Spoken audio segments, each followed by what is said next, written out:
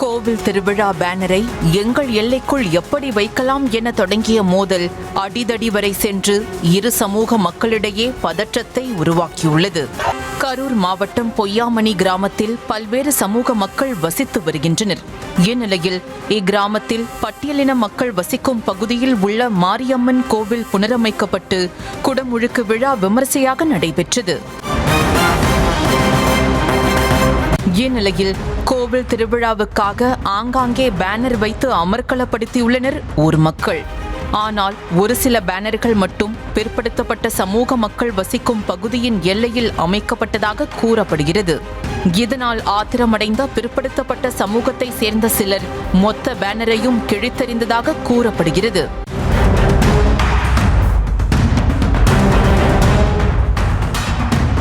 Banner கிழிக்கப்பட்ட விவகாரம் விஸ்வரூபம் எடுத்த நிலையில் ஊர் பொதுமக்கள் சார்பில் அமைதி பேச்சுவார்த்தை நடத்தி சுமூக நிலை எட்டியதாக கூறப்படுகிறது. இருப்பினும் ஊர் மக்கள் கோரிக்கையை அடுத்து போலீசார் சிலர் பாதுகாப்பு பணியில் ஈடுபடுத்தப்பட்டனர். இந்நிலையில்தான் மறுநாள் காலையில் பைக்கில் சென்ற பட்டியலின இளைஞர்கள் மூவரை வழிமறித்த பிற்படுத்தப்பட்ட சமூகத்தினர் சிலர் பேனர் விவகாரத்தை கிளப்பி தாக்கியதாக கூறப்படுகிறது.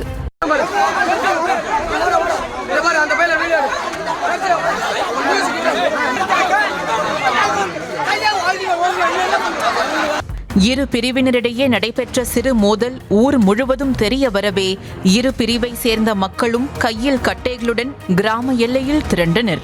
ஒருவருக்கொருவர் மாறி மாறி வாக்குவாதத்தில் ஈடுபட்டதால் போலீசாரும் பதற்றத்தை தணிக்க முயன்றனர். ஆனால் கண் இமைக்கும் நேரத்தில் இருதரப்பினரும் கட்டைகளால் தாக்கிக் கொண்டனர். உடனடியாக போலீசார் தடியடி நடத்தி இருதரப்பினரையும் கலைந்து போக செய்தனர். கலவரம் மற்றும் தடியடியால் காயமடைந்தவர்கள் மருத்துவமனைக்கு அழைத்து செல்லப்பட்ட நிலையில் தாக்குதல் நடத்திய மாற்று சமூகத்தை சேர்ந்தவர்களை கைது செய்ய கோரி பட்டியலின மக்கள் சாலை மறியலில் ஈடுபட்டனர்.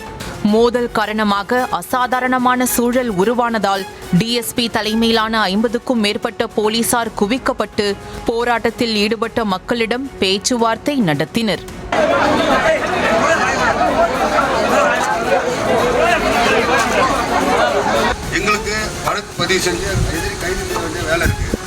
இந்நிலையில் போலீசார் பட்டியலின மக்கள் மீது மட்டுமே தடியடி நடத்தியதாகவும் பிற்படுத்தப்பட்ட சமூகத்தவர்களுக்கு மட்டுமே ஆதரவாக செயல்படுவதாகவும் அப்பகுதி மக்கள் குற்றம் சாட்டினர். இன்று நேற்றல்ல, இந்த பிரச்சினை காலங்காலமாகவே நடப்பதாகவும் இதே கொடுமையைத்தான் தாங்கள் அனுபவித்து வருவதாகவும் ஆதங்கத்துடன் தெரிவித்தனர். பிள்ளைங்களை போட்டு அடிச்சிருக்கிறாங்க.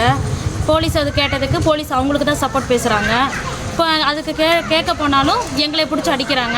20 பேருக்கு பக்கமாக ஹாஸ்பிட்டலில் ஜிஹெச்சில் குளத்தில் ஜிஹெச்சில் இருக்காங்க. அவ்வளோதான். இது ஏதாச்சும் ஒன்று நடந்துச்சு வேற மாதிரி நடக்கும். எப்படி இருக்கணுமோ இருந்துக்கு. ஆனால் இன்ன வரைக்கும் அந்த ஜாதியிலேருந்து யாரையுமே இன்ன வரையிலும் ஒன்றும் நடக்கலை. நாங்களும் வழியினமாக போகவும் கிடையாது. எங்களை பார்த்தா என்ன கீழ்த்தனமாகவே இன்னும் நடந்துட்டு இருந்தா என்ன பண்ணலாம்?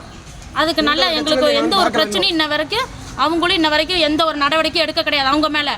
ஆனால் போலீஸ் கேட்டால் எங்களை தான் அடக்குறாங்க, எங்களை தான் அடிக்கிறாங்க. எத்தனை பேத்துக்கு வேணா காயத்தை பாருங்க. எனக்கு இந்த நைட்டியெல்லாம் கிழிஞ்சிருக்குது. செய்திகளை உடனுக்குடனும் துல்லியமாகவும் தெரிந்து கொள்ள சப்ஸ்கிரைப் பண்ணுங்க.